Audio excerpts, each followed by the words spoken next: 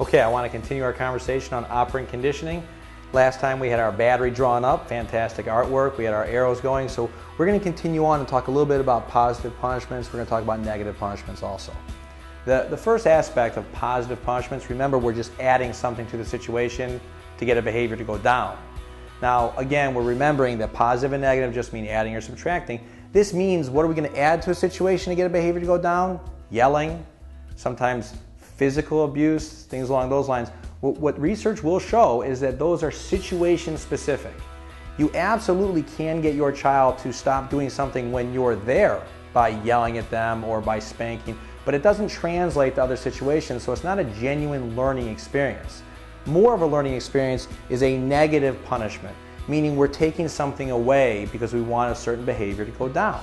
This is what we call timeouts. We're removing things like television time, or time with friends, or use of their iPod, or use of the computer. The key to timeouts, there's several factors that are really essential. One is you want to remind the child, the adolescent, even the adult, these work on adults too, why they're receiving a timeout. I am taking this from you because you did this to your sister or to the dog, or your grades were poor, etc. You also want to make sure that there's a set time limit.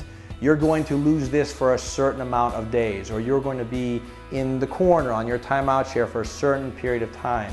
The last thing that's really essential is you need to follow through on these guidelines. Because once you decide that you're not going to follow through because you're tired, it's understandable after a long work day. If a child is screaming, you can't get them to stand still for a 5-minute timeout. I know that the temptation is to say, you know what, go up to your room. But what the child is really learning is that mom or dad, primary caregiver in general, doesn't have the credibility that maybe they need.